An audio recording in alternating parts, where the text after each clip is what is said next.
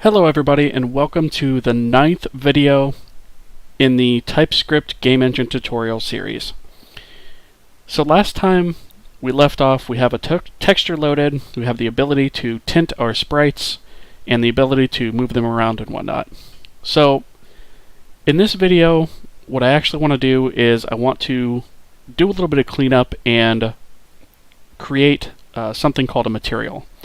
And a material will hold some of the properties for us that are currently being held by the sprite itself. And we don't necessarily want the sprite itself just holding these particular values, because we might want to use it across multiple sprites. And if we did that, we'd have to keep track of these values somewhere else and pass them into each and every sprite that we created that we wanted to use those same things. So we're going to create a material class, and I'm going to show you how all that stuff hooks up. Now, for the astute viewers out there, you may note that this location of this box has changed. And that is because I actually fixed another bug having to do with the projection matrix.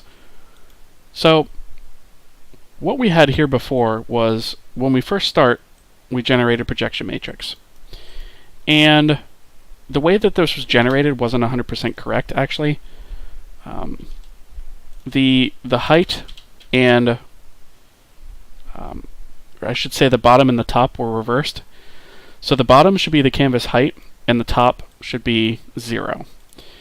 And this was only being done on load. So if we resize the window, this wasn't actually regenerated, and it would cause things to clip incorrectly because of it.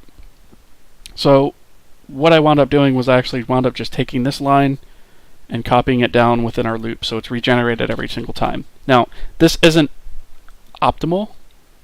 We don't want to do this every single time, and eventually we're going to wind up having a way to only handle this when we resize or move the camera or something like that, only when we need to. But for now, this is a nice way to just have this set up the way that we need it from the get-go. The other thing is this GL viewport call had gotten commented out as I was sort of playing around with things before, and I forgot to uncomment it. So this should definitely be uncommented. So whenever we do a resize, we want to regenerate the viewport.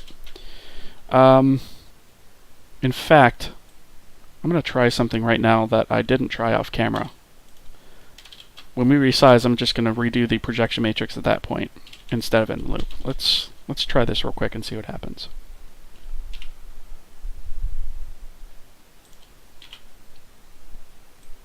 Okay, yeah, that works. Okay, so scratch adding it to the loop. We don't need that anymore. Whenever we resize, we will reset our GL viewport and we'll regenerate our projection matrix. Perfect.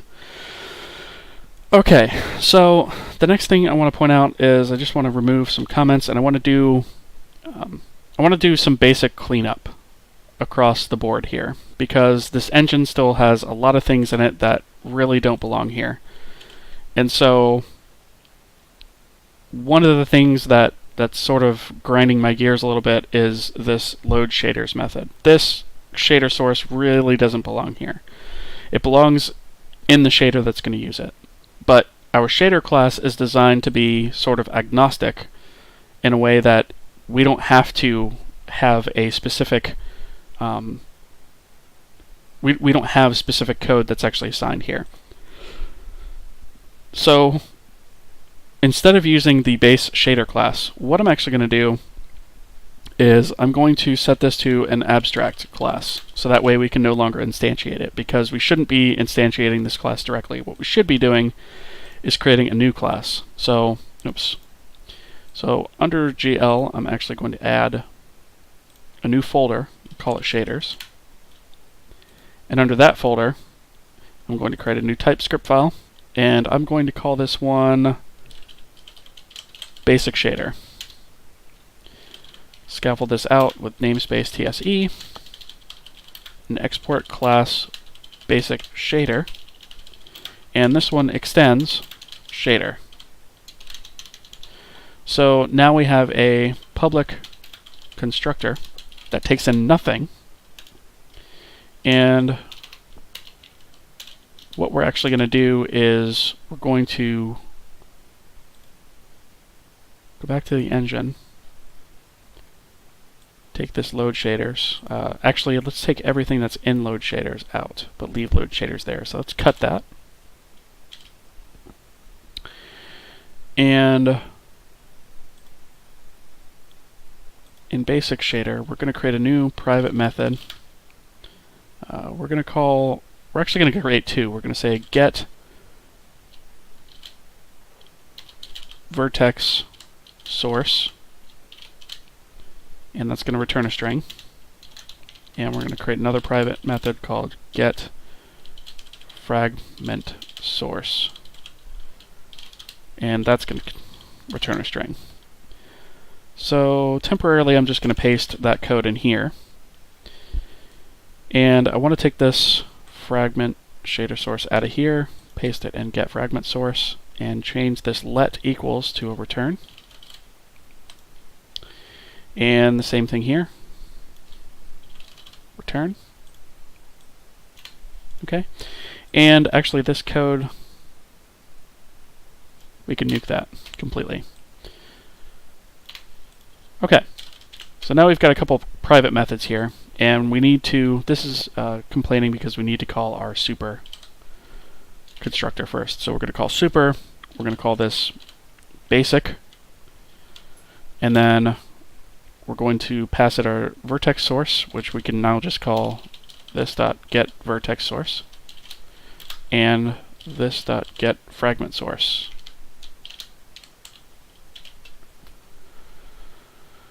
I forgot in TypeScript you can't do that. So basically the issue is you have to call super in the constructor first before you call anything having to do with this. So unfortunately it's not going to be quite this simple. What I'm going to have to do is I'm going to have to go back to the shader class. And instead of doing all this here, I'm going to create a... Let me actually cut this. I'm going to leave this .name there because that's fine. And so before all the private methods, I'm going to create a protected method, and it's going to be called load. And it's going to return type void, and I'm going to put that there. And so now load is actually going to take in these parameters. And let me take these out of the description.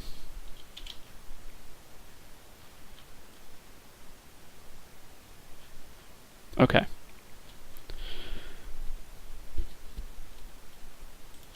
So the pattern that we'll need to follow is back in our basic shader, we can cut these out, and we can call our super constructor, which passes a name. In this case it's hard-coded because we know it's basic shader, we're just going to pass basic in there. Then we're going to say this.load, and in that, pass that. And that'll get us around the problem. And so now, all we have to do is create this, and it automatically gets stood up and loaded. So back in the engine, in our load shaders, we have shader. I'm going to rename this to basic shader and change the type of this to basic shader. And instead of load shaders, I'm actually going to say this.basic shader equals new basic shader. Just do it right there, and then I can eliminate this function. Okay, and let me just replace everywhere that this is called with that. Okay, so now the shader itself actually contains the code that it uses. So that's a lot cleaner from the engine's perspective. The engine no longer has to worry about the shader source. All it has to do is just stand that up. Great. So the next thing that needs to happen, so we have a couple things here that are being set in the uniform that should be set from the perspective of the sprite. And so those two things primarily are color position and model location. Model location is specific to the sprite, and as you can see, we're doing all sorts of stuff here to extract the sprite's data. So let's go ahead and move this to the sprite's draw. And I'm going to put that here above the other uniform set for diffuse. And instead of this basic shader, I'm just going to say shader. And I'm going to say this.position.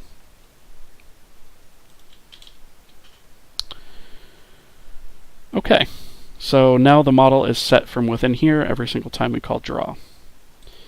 The other thing that I want to extract out of here is tint. And for right now, I'm actually going to move this into the sprite. We're going to wind up moving this again once we create materials. But for now, I'm going to move it in here. And this should actually say location, because it's not a position, it's a location. And let's change this to shader. Okay. And right now this is using a hard-coded value, which again, it should be pulling from a material, which we don't have yet. So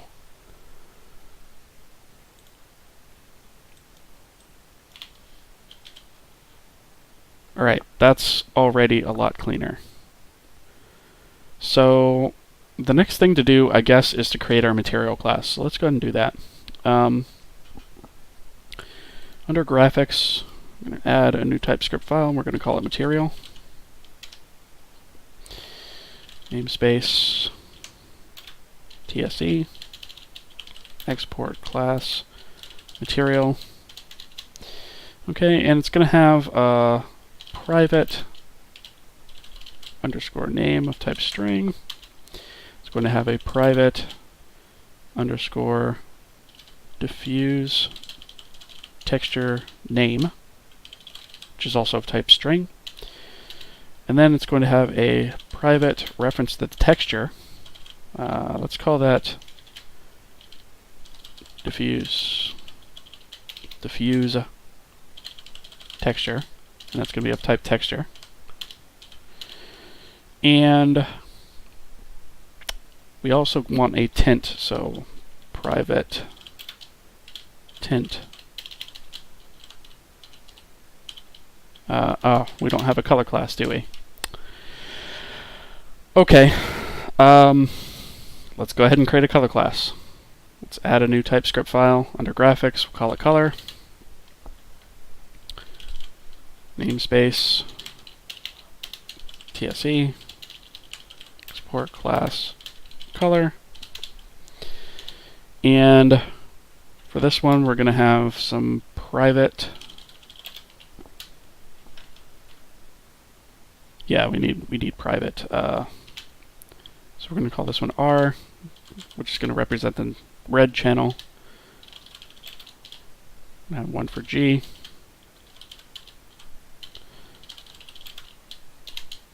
One for B, for blue. And one for alpha. Okay. And public constructor is going to take in our number 255 by default. Green number equals 255 by default. Blue number equals 255 by default. A number equals 255 by default.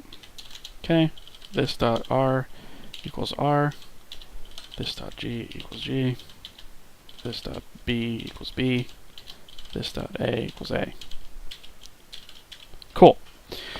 So what we have here is the ability to create a color with the default being white, which is 255, 255, 255, 255.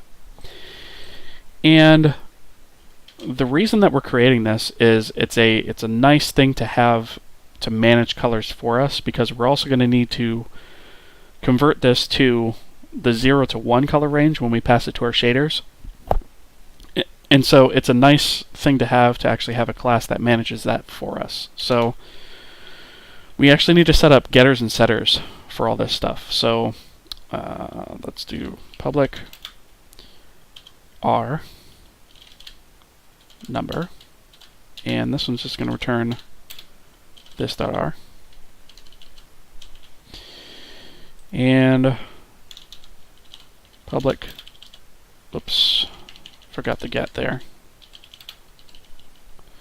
Okay, so public set R value is a number, this dot underscore R equals value. And we're actually going to want to add a second getter for the red. And what this is going to be is this is going to be called public get R float. And what this is going to do is instead of returning the 0 to 255 integer, it's actually going to convert it to a float and return that instead. So it's going to actually return this dot underscore R divided by 255. And that is going to give us our range of 0 to 1 that we need for the shaders. So to save on time, I'm actually going to just copy and paste this for the other 3 channels. Okay, so now we have our R, G, B, and A. And again, I'm not going to comment all these right now just to save on time in the video. So we need 2 more methods. We need a public toArray, and this is going to return a number array. We're going to return this dot R, this dot G, this dot B, this dot A. Actually, we need 3 methods. So we need toArray, toFloat array. So this is going to just divide all these by 255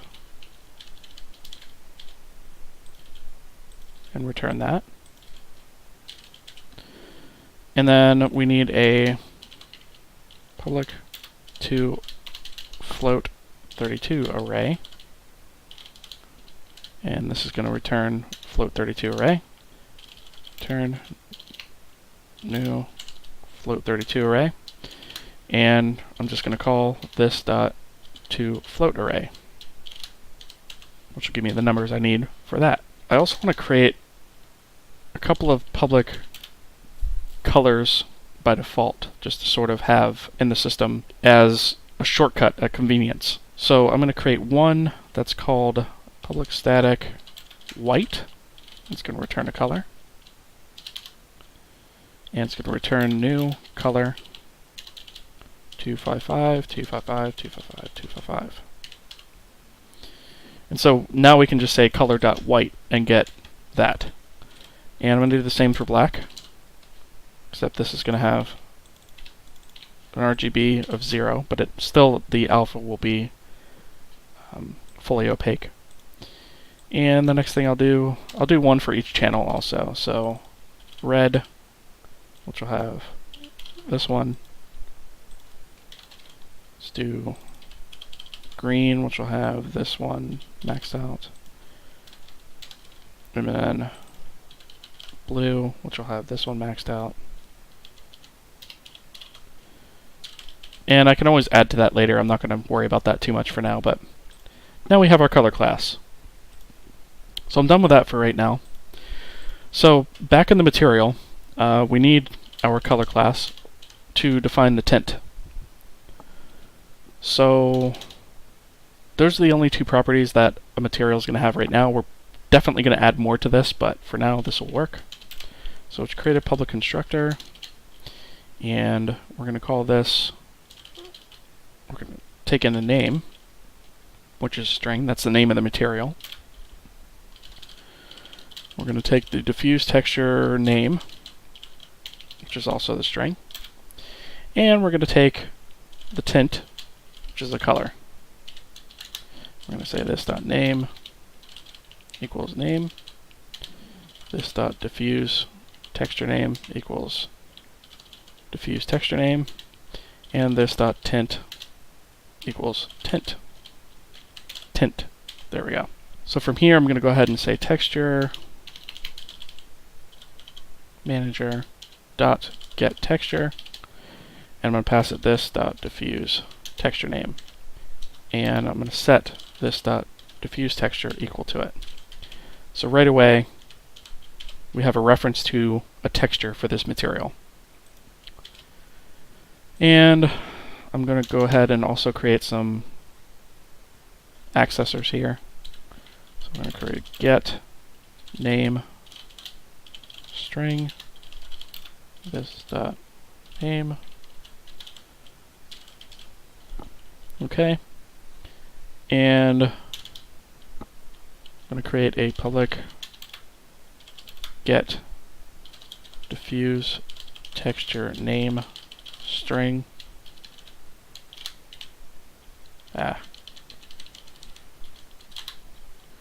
Return this dot diffuse texture name, and I'm going to create a setter for this as well. Set diffuse texture name. Oops. Value string. And I'm going to say this dot diffuse texture name equals value. But before I do that, I'm going to do a check that says if this dot diffuse texture is not equal undefined, meaning we've already attempted to load something, I'm going to say texture manager dot release texture this dot diffuse texture name. So that way we release, if there's a reference in here, we release the reference first before we reassign this. And now I can just say, I could actually just copy this line of code here to that. So if we change the diffuse texture name, it'll automatically grab the texture. Let's go ahead also and put a check in the constructor. So if this diffuse texture name is not equal to undefined, because we can pass undefined here if we don't actually want to use a texture. Let's see. Okay. So we only want to do that if that's undefined, and I'm actually going to apply the same rule here. Space this out a little bit so we can read it better. Okay, so the next thing that we need is a material manager that gives us a global way to access our materials. So I'm going to create a new TypeScript file under graphics that's called material manager namespace TSE export class material manager private constructor, because this is going to be a static class, and we're also, similar to our texture manager, we're going to need a material reference node, and it's going to have a public, let's see, it's going to need a material and a public reference count. And again, we're going to set that to 1. And a public constructor. And that one we're going to go ahead and set, we're just going to take in material. Okay. Set this dot material equal to material.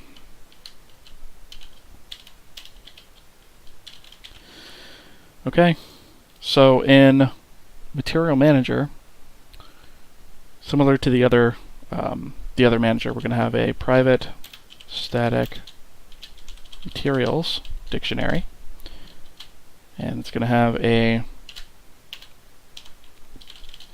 key that's name of type string and a value of material reference node and we're going to set that to an empty object. Okay. So this one's going to work a little bit differently than the last one, because we're actually going to load the materials up elsewhere and then register them, versus doing it the way that textures work, because these work a little bit differently. So we want a public register material, and we're going to take in a material. So return type of void. And we want to say if material manager underscore materials material dot name equals undefined. And then I'm just going to copy this, equals material. And that's all there is for that method. Whoops. Not quite, actually. New material reference node material. There we go. Okay, that's all there is to that method. So the next one is going to be a public static get material. And this is going to take in material name, which is a string. It's going to return a material. Okay, and we want to first check if, and I'm just going to say material name. So if this material's material name equals undefined, we're going to return undefined. We don't want to try loading a material automatically, because all we're providing here is the material name. And so we don't actually have enough information to load a new material here. So if the material doesn't exist, we just return undefined, and the caller of this will have to know that if undefined comes back, that the material doesn't exist yet and needs to be loaded. Otherwise, we're just going to return what we found.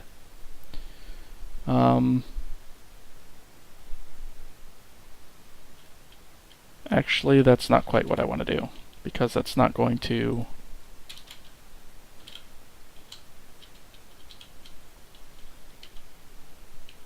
Yeah, that's not what I want.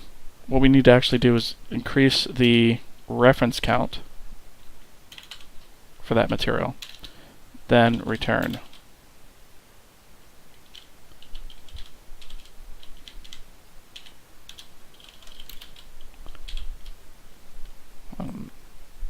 I don't know why it's doing that.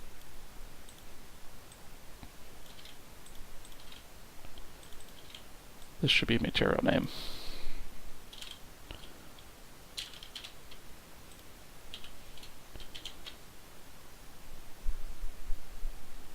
Oh. Dot material. Okay, there we go. Okay, so now we have the get material, and the last thing that we need to do is be able to release it. So public static release material, material name, string, and this can be return type void.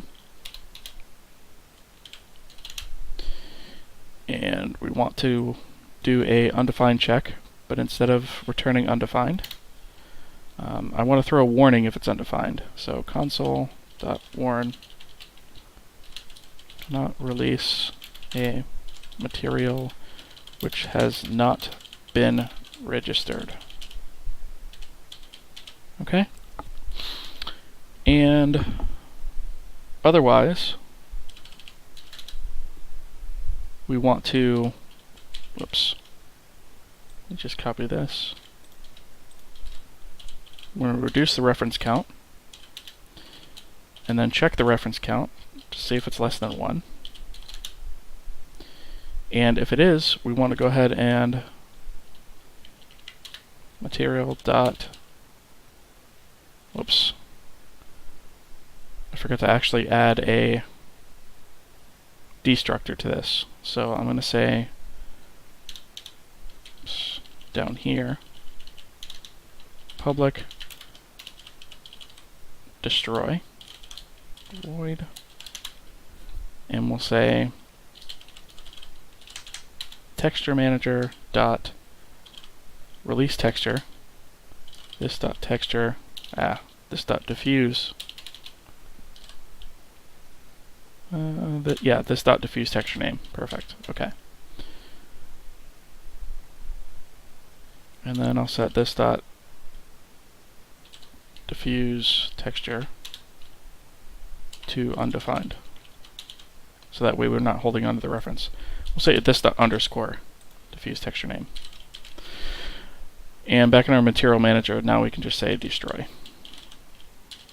Right? And then, similar to before,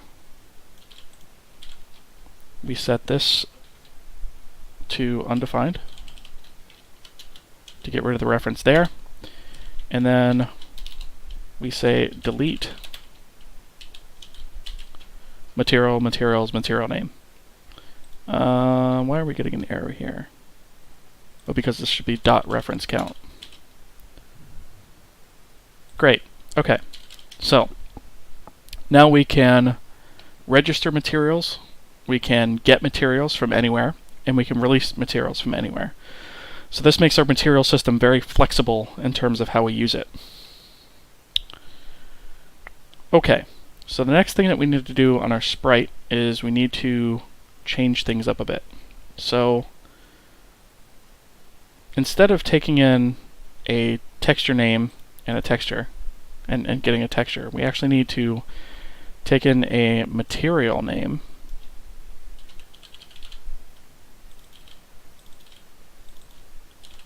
just update the comment, and we want this to be called underscore material name as well. Underscore material name. Okay. And then instead of this call, we're actually going to remove texture and replace that with underscore material. And we're going to say this dot material equals material manager dot get material, this dot material name. And we're going to change the destroy to say material manager dot release material, this dot material name. And then this dot material we're actually going to set to undefined. And we're also going to set this dot material name to undefined.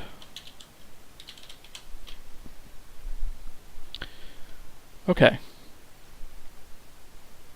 So now we don't have a diffuse texture here anymore. We need to actually hook up our diffuse texture to look at the one from our material. So what we need to do is we need to say this dot material dot diffuse. Where's diffuse texture? Forgot to add a getter for that. Just call this diffuse texture, texture, and return diffuse texture. Okay, so just added a getter to material for diffuse texture. And now back in Sprite, I should be able to say diffuse texture. So now we can say this material diffuse texture dot activate and bind. Probably what we should do is check the material to see if it has a diffuse texture, because it might not always. So we'll say if this material diffuse texture is not equal to undefined, then we'll go ahead and set up that stuff. That way we don't run into an error if we have a material that doesn't have a diffuse texture defined, which is possible. The next thing we need to hook up is our tint. So instead of setting this way, what we'll need to do is we'll need to say, let's see,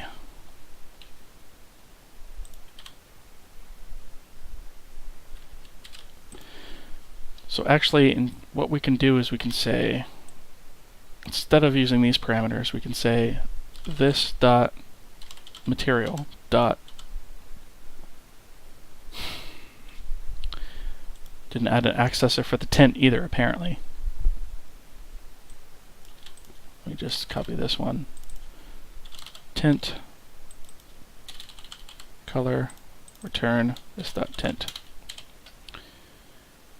Back in the sprite, tint dot to float32 array. And we want to change this to gl.uniform 4fv, because that actually takes in a vector of information, which is the float32 array. So instead of having to pass them all in individual as individual arguments, I can just pass the to float32 array in as an argument and set the value that way. Okay, so now the thing that we're going to run into is our engine is actually going to be passing some stuff that's actually not 100% correct. So right here, we're actually passing material name, we're passing the sprite name, and that's not 100% correct. So I would say anywhere after we load up the shaders, let's load materials. So we'll say material manager dot register dot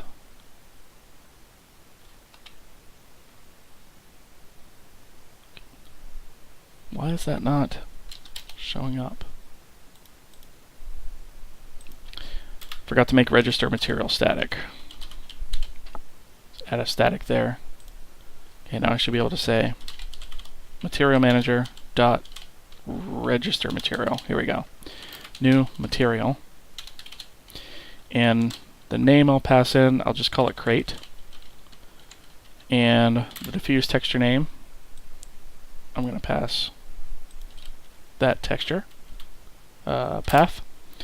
And then I'm going to say new color. And I'm going to say 255.128.0.255. Okay, and that's going to give me the same orange color that I had before. So if this works correctly, we should see an orange color come up. What am I missing here? Another parenthesis. Great. So we're creating and registering a material here. So next in the sprite, we could just pass the name of the material that we want to use, which in this case is crate. And we'll go ahead and let's rebuild the entire solution